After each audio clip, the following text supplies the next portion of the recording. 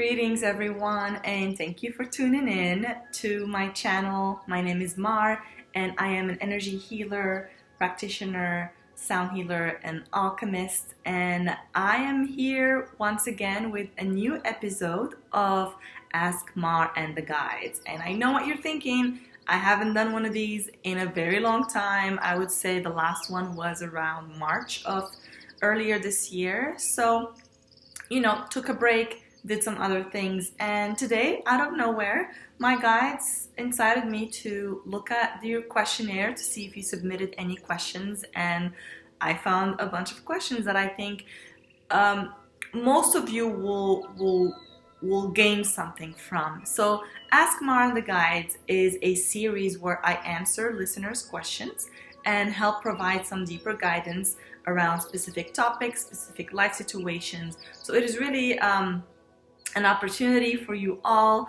to receive some guidance from me and my guides. Now, with the knowing that this is just top level guidance, and if you want to dive deeper, you can always find me on icuwellness.com, where you can book readings that are specific for you. You can book healing sessions. You can also join my upcoming 6 weeks healing experience called Heal and Rise, where I work with 33 people for 6 weeks, about 40 days, and we dive deep into healing deep traumas, raising our vibration, learning tools, techniques, and all kinds of different experiences you can check out on my website, icuwellness.com. If you want to join us, that's happening in a couple of weeks. So let's get started. Today we have 4 different listeners' questions.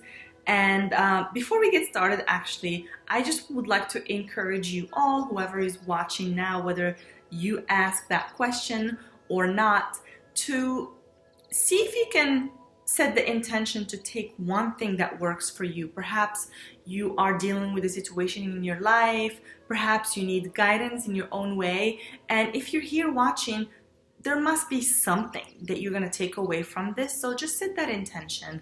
And my intention for all of this, my guide's intention, is to assist you all awakening beings in healing, in rising, and in gaining access back to your power, back to your magic, so that you can begin to create your own reality. So let's go ahead and dive right into the very first question. And it says, how do you connect with your ancestors who you have no general knowledge of? For example, name, date of birth, etc. How do you connect with your ancestors that you don't know, essentially, on an emotional and spiritual level? So I feel like a lot of people do ask this question, and I'm sure many of you listening now have had an instance where you're thinking, well, I don't know my ancestors, so how can I connect to them? And so when I tuned into my guides, the first thing that came through was, first of all, we invite you to expand on your perspective on who your ancestors are. A lot of times when we think about ancestors, we think about our bloodline, our blood lineage in this lifetime. But as far as what I teach, and what I teach is multidimensionality and tapping into a unified field and how we're all connected somehow. So yes, you have ancestors from your direct bloodline in this lifetime that you were born into, but also your ancestors are everywhere around you. If you think about it, we share DNA with the trees, we share DNA with the water, we share DNA with the elements, we share DNA with different animals, with people. So we're all kind of ancestors and descendants of each other. Now, this is from a broad level. And I know what you were asking was about your direct blood lineage ancestors. So my advice to you is to start with what's accessible to you now. Okay? First, before you try to connect with your blood lineage ancestors who you're saying you don't know, have you tried connecting with yourself first. Because just like any relationship, if you don't know who you are, if you haven't taken the time to establish a relationship with yourself, how are you going to be able to establish a relationship with another entity? So know that your first access point is within you. Once you connect to you, once you have an idea of who you are truly at the core, then you wouldn't have a problem connecting to the tree or the flower or the bird or the dog or the cat or a human or an ancestor, whether you know that ancestor or not. Additionally, like any relationship, our relationship with our ancestors needs to be nurtured, and it takes time. It may take time before you begin to feel comfortable connecting to your ancestors. And so when it comes to ancestors, I want you to think about how the way you grow up and what you have heard or learned from your family about your ancestors. And so you can ask your elders in your family to give you some clues if you're curious about your direct blood lineage. But also, you can begin to look at your background, like your genetic makeup. Where are your ancestors from Africa? If so, then maybe you want to read more about Africa and like all the magic that's there. If your ancestors are from Scotland, then you want to tap into the Scottish heritage and do that. So stick to where you're from based on your DNA, and allow the messages to reveal themselves to you. My advice is to stop projecting onto your ancestors who you think they are. Sometimes we're so focused on knowing our great-grandfathers, our great-grandmothers, and meanwhile we're missing the wealth of guidance that we already have access to through nature or through different types of ancestors, like our galactic ancestors or our star ancestors or our animal helpers. And so all of those can be seen as ancestors. So start with whatever is accessible to you now. An ancestor might show up to you as a bird or as a flower or as a very specific type of bird or very specific type of insect. That's how when we have that's how we communicate to the spirit realm. It's not always like the person as you knew them or as they were in this 3D human realm. Once they move into the spirit realm, they have a different way of relating to you, and so you must be open to receiving the guidance that they have for you and how they would like to communicate with you based on what you're able to receive. So maybe, for example, you may have an adverse reaction against somebody like an ancestor literally showing up in flesh or like a projection. That might be scary, so they won't do that to you if that's within you, if that's scary within you. Or maybe you're projecting to them thinking that they are a certain way based on what you've seen in movies or what the history you've been taught, depending exactly where you're from. Knowing that nobody holds the truth of history, and that is something you need to find within yourself. Okay, so if somebody told you your ancestor did this and this, unless it's a trusted family member, then the farther you go, you're not gonna know. I don't know what they did 5, 6, 7 generations ago, but I can tap into that within myself.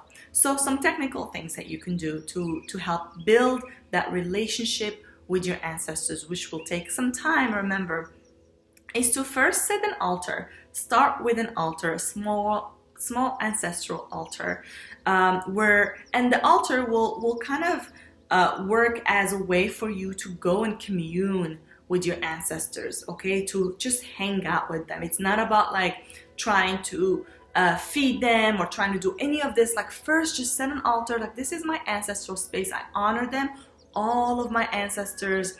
I light a candle for them. I light some incense for them, and I invite them in. And when you do invite your ancestors in, I invite you to only invite your benevolent, enlightened ancestors, because these are the ones that can actually help you. Yeah, I would be very, very clear about that. And so when you do that, go there, tell them your story, try to listen to their story, and just commune with yourself. Use your imagination. And then ask for signs. Ask for signs. Ask for ancestors, I want to know if you're around me. Can you please show me a sign in the next week or so through a butterfly, or show me a lion, or show me, pick a sign, pick a number, whatever it is, and tell them, like, this is how I would like to be communicated with. And then when you set that sign, you step back and you allow for them to communicate with you.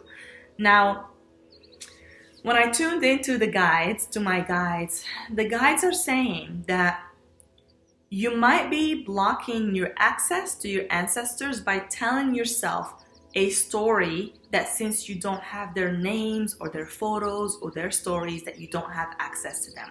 So the story you're telling yourself that you don't have access to them because you don't have their names is blocking that access. So first, work on letting go of that limiting beliefs, and know that your ancestors expand beyond just the blood ancestors. And you might be too focused right now on your blood lineage ancestors that maybe you can start with something easier, like elemental ancestors. Maybe start with the water, fire, air, whatever element resonates with you. And remember that time spent communing with yourself is time spent communing with your ancestors. We encourage you to stop looking outside of you and start devoting time to digging deeper within yourself, as that's where all the answers lie. The next question comes from Sweet Dreams, and the question was how to trust or interpret dreams when things look very different than in the physical realm. For example, when doing something in a dream or accomplishing something in a dream that would normally seem scary or impossible in the waking world. Are dreams supposed to help in making the decision? Is it a sign of something coming into form? Is it a sign to co-create with the universe? Or is it just to keep my hands off? So, Sweet Dreams, thank you for asking these questions. So, when I tuned in, what came through was, there's the dream realm is such a big realm, and so there are many ways that you can interpret dreams. In fact, every person will interpret one dream in many different ways. So for example, if you share your dream with 5 different people, every single person will find a little different angle to give you about that dream. So that's actually a really interesting practice, is to ask 5 people that you love and trust and tell them, here's my dream. Now, in your version of that dream, what does this mean? And see if you can gather some data. And based on what you gather, maybe you can come up with a unified answer to what you're asking for. Now, that's just an example. So dreams, you ask, are dreams supposed to help you make a decision? And then you ask other questions. But the point that I'm trying to get to here is that all depends. Dreams can help you make decisions. Dreams can be random. Dreams can be meaningful, can be meaningless. They can be prophetic. They can be yours specifically. They can be tapping into collective unconscious. So the dream realm is a very vast realm. So this will really all depend on your relationship to the dream world. So if you're someone who receives a lot of guidance in the dream realm, then I highly recommend you establish a rigorous nighttime ritual, nighttime practice, and I encourage you to set the container for your dreams. So for example, if you are looking for answers, if you are looking for guidance from your guides, and you're someone who has very specific dreams, have a very active dream life, then first of all, your nighttime ritual should have the least amount of outside interference as possible. So try not to fall asleep in front of a TV or like sleep near your phone, like keep the electronics out, because they do infringe upon our dreams, believe it or not. And so what I encourage you to do is perhaps meditate before your dream, shield yourself. This is like before you go to sleep, everyone should do this. Just shield yourself, place a bubble of light around you, set some boundaries, and then pray before you go to sleep. Whatever you need to do to get into like a relaxation, a meditative vibe. And before you go to sleep, set an intention, ask for your guides. Now that I'm gonna go to sleep, I would love to get some answers around this specific area of my life. So for example, you asked, for example, when doing or accomplishing something in a dream that would normally seem scary or impossible in the waking world, are dreams supposed to help you make a decision? So let's say you're trying to make a decision. You can ask your guides, can you help me? Show me in my dreams how do I make this decision? Is this a decision that's good for me, that's not good for me? Please help me. So, and make sure you shield yourself, make sure you call forth your benevolent guides and ancestors, and then go to sleep and see what happens. Wake up the next day, and before you tune into the outside world, before you talk to anybody, before you get on your phone, any of that, have a little dream journal next to you and write down the theme of the dream. So instead of going into the details, like think about like, what did it feel? Did this dream feel expansive? Did it feel encouraging? Did it feel scary? What did it feel? And so start to track the themes of your dream, and then you can go into the details and describing the details. And sometimes what's helpful is going back after a couple of days and reading that dream that you wrote down a couple of days before, and it will give you some insight. So what I'm saying is, this is a practice that you can do to help build that relationship between you and your dream world and the guides that lead you and help you in the dream. So all of your questions are valid, and in this case, all answers will again lead back to you and what intention did you set. So make sure your intention is clear and ask for guidance. And are you asking your guides to co-create with you? And if so, then maybe they will give you an answer. But then in co-creation, what is your role in co-creation? Is your role to step back, or is your role to be active? Co-creation and creation in general is an active role. So what is that you need to do for you to realize that dream that they give you? So again, it really all depends on how you feel that. So when I asked the guides, here's what they say. They said that your dreams are showing you your potential, and what you do with it is your free will. So you will sleep and you will get a dream, but then you will need to take action in your life towards making those potentials happen. The next question comes from Looking for Peace. And Looking for Peace says, what steps do I need to take to find my satisfaction? I feel very restless and stagnant despite many changes happening in my life. What do I need to do to feel comfortable and at peace with my life and with myself? Well, thank you, Looking for Peace, for asking this question. So let's break it down. You said, I feel restless and stagnant despite many changes in my life. To this I say, could it be that the changes that are taking place in your life are triggering something within you? Perhaps fear, or a need to control, or an inability to surrender. So I just wonder if what you're feeling has to do with the changes in your life, and that's something you can tune into and see if it resonates. Because what it sounds like to me is that there is movement in your life. So there are changes taking place in your life. You didn't mention if they're positive or negative change, but I think all change is good. That's just how I see it. And so because you mentioned that there's movement taking place in your life, these are tangible facts. Like you're saying, there are changes in my life. So that's something you can see and be like, there's definite movement in my life. Yet you feel restless. And when you mentioned restless, the first thing that came was anxiety. Anxiety, which is a very mental experience.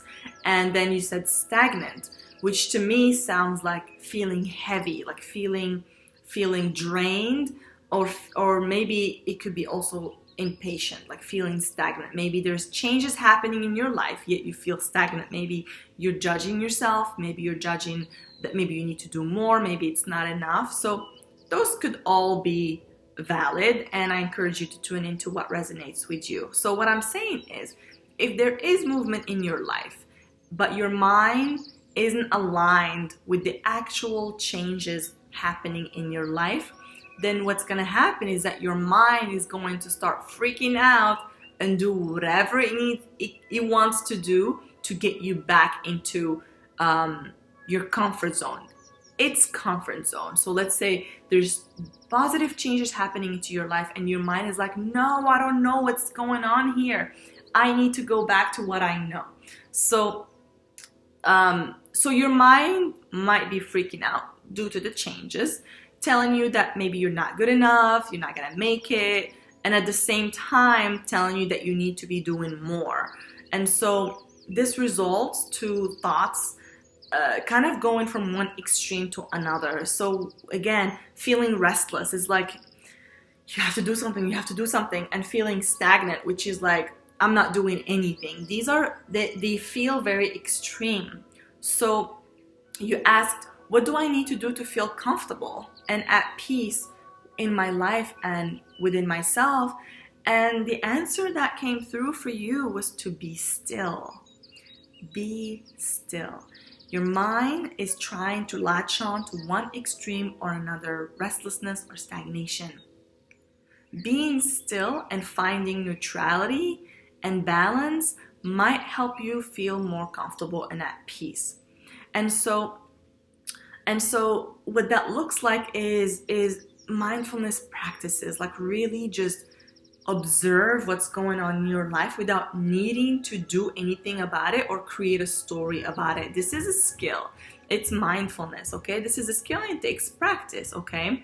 So also know that you do not need to look for peace. Looking for peace, you are peace. Peace is within you. It's who you are. So tune within yourself. Be still. Just tune into your breath. Right now, tune into your breath. Take a deep breath. Breathe in through the nose. Right now, let's do it together. Exhale through the mouth and just let go of any stagnant energy. Push it out with a sigh. Breathe in.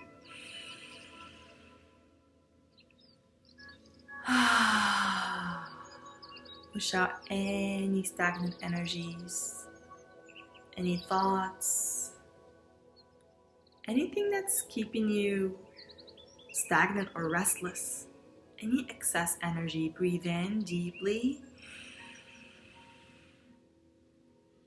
and let it all go with a sigh.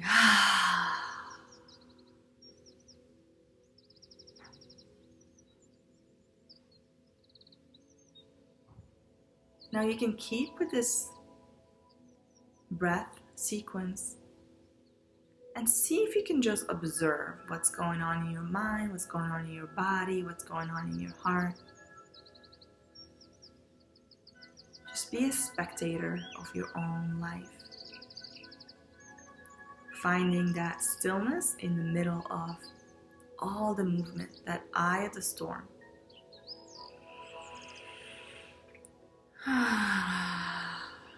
Taking deep breaths as needed, clear out any stagnation, and just be here.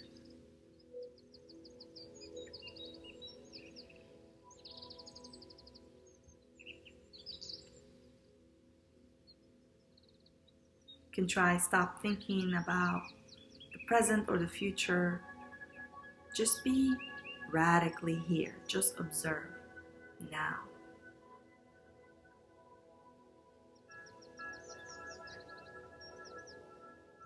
And see if you can feel that peace within yourself. So this is just a 30-second practice, very quick practice. But one way to get out of the head is to be in your body, to be in your breath.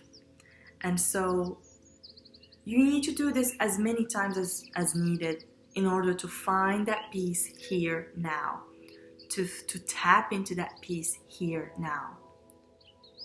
Your thoughts are acting like a filter, preventing you from tapping into the ease that's available to you. So again, instead of looking for peace, I encourage you to do whatever you need to do to train your brain to relax, to surrender. And so breath is a beautiful way to do this. Establishing a meditative mindfulness practice where you're able to observe the mind without getting caught up in the story. And so know that you do not need to meditate for an hour every day. You need to do it for 30 seconds multiple times a day, because energy works better. Energy work is better when it's more consistent and more frequent than in an extended period of time. The other thing for you is to go out in nature and just observe nature, observe the peace that exists within nature. Nature will teach you everything you need to know about stillness, peace, and surrender. And if it all fails, then practice gratitude. Practice gratitude for whatever it is that you're grateful for in your life, and hopefully that'll bring you some sense of peace and some sense of feeling safe within yourself and within all the changes that are happening around you, knowing that no matter how big this hurricane gets, you can always find that still point within you that is at the eye of the storm, right? So the key for you is to engage your mind way less and engage your other senses more by being mindful of the little things. And so when I talk about mindfulness or meditative practice, it doesn't have to be like a meditation like this, but you can eat more mindfully, like taste the food. Try to see if you can detect like the spices in the food and like the fruit, like smell the fruit, like be radically present. And so that'll help you find that peace. So thank you so much again for asking your question, looking for peace, and I do hope that you find peace within you. So the last question today is coming from Show Me the Money Universe. Kidding, not kidding. So Show Me the Money asked, a spiritual awakening led me to leave the corporate world. I'm in a position now where my finances are dwindling and I'm feeling called to help others, but the fear of not being able to look after myself and my daughter is very real. Any guidance or messages will be incredible. Thank you in advance. Thank you, Show Me the Money Universe, for asking your question. So first of all, I congratulate you for your spiritual awakening and for leaving the corporate world, which I assume wasn't the right place for you and wasn't bringing you the happiness that you were looking for or the satisfaction in life that you were looking for. So first, your answer is in your question. Your answer is in your title, Show Me the Money Universe. I think that is a great way to engage with the universe, is to ask the universe, show me where I need to go. Show me where I can find the money I need and the resources that I need to support myself and my daughter, okay? So allow yourself to be helped. You said that there's fear. So I would start with, instead of looking for a job or looking for ways to make money, start by tackling your fear. Neutralize that fear. Because technically the worst has already happened. You quit your job and now you're in a position where you have to start from scratch. So what's the worst that can happen? You're not gonna find a job. Go with that thought. Like, what's the worst that can happen? I'm not gonna find a job. What else? Like, I'm gonna be hungry. Are you gonna go hungry? Do you have family, friends to take care of you? Like, all of these things, like, engage the thought, because maybe similar to the previous question, maybe your thoughts are preventing you from going to a new place. And as somebody who has left the corporate world and was in a position where I didn't know what was going to happen to my finances, or I didn't know what was going to happen with my life. I understand, but from experience, I encourage you to allow the mystery to take you where you need to go. Allow your guides to take you where you need to go. So I would dive right into your spiritual practice.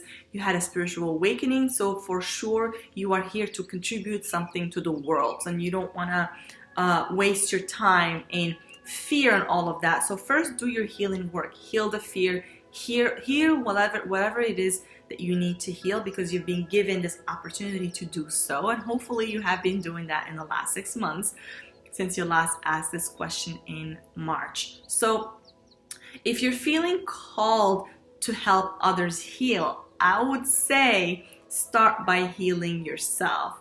And that in doing so, you will know in what way you are going to be healing the world, okay? So start with you always. The other thing you can ask the universe to show you besides the money, you can ask the universe to show you, or ask the universe, how can I be of service? Okay, if you've had a spiritual awakening and left a corporate world, then maybe it is time for you to be of service to humanity. And being of service does not mean that you're gonna be poor or that you're not gonna have boundaries or any of those things. It just means that the universe has bigger plans for you. Your spirituality is now leading the way. So ask the universe and your guides, where am I most needed? What in the world? Where in the world do I need to contribute my skills? And start very small. Start very small. When I started my practice and all of this, it started by me writing affirmations. I had no idea where it was gonna go or I was gonna be here. To this day, I don't know where I'm going, and it does not matter, because I just need to be of service right here, right now. Okay, so in this moment, I'm not thinking about my money. I'm not thinking about how to make money or any of this. I'm thinking about, I'm right here being of service to others, and by me answering your question, I help heal myself, and I also hopefully help heal you. So if you're feeling called to help others, what is that desire within you that you wish you want to do but you're afraid to do? And sometimes you have to put yourself out there. Sometimes you have to be vulnerable and do the thing that scares you. But from experience, I can tell you that the universe will not let you down, and to trust in the mystery, to surrender into the mystery, because the mystery will not let you down. Humans will let you down. The mystery will not let you down. So show me the money. I would say ask the universe to show you where your service is needed, and with that will come the money and all that you need. Okay, so hopefully that this helps you, and I congratulate you again for stepping into this service-based life. So, all right, everyone. So these are the questions I have today. Thank you again for tuning in. I hope that you found something useful here. Thank you for sharing. Thank you for commenting below. I would love to hear from you. If you have a question, please submit it in the Google form below. Ask Mara and the guides. So I just made it available again below. Feel free to ask whatever you want. I would love if you can ask me some bigger questions, so that way when I bring guidance, I can bring it to a bigger audience, although personal questions are fine too. And I thank you again for tuning in. If you would like to work with me one-on-one and dive deeper into your guidance, into healing work, into whatever it is that you need, please reach out to me. Please book a session at icuwellness.com if you need any guidance whatsoever, or you need any healing work whatsoever. Please reach out. Also, I am launching Heal and Rise 6-week experience, and that's going to be starting on September 26th. Please join us. There are only about 11 spots left. It's going to be amazing if you really want to heal and rise in a supportive environment with a community that is like-minded, that is super supportive. Now is the time to really step into your power and your magic. Treat this as Heal and Rise. It is an initiation into energy magic. So again, all the info is below, and I thank you again, and I hope to do this in 6 months or less. I hope that I will come back with you all very soon. All right, y'all. Thank you.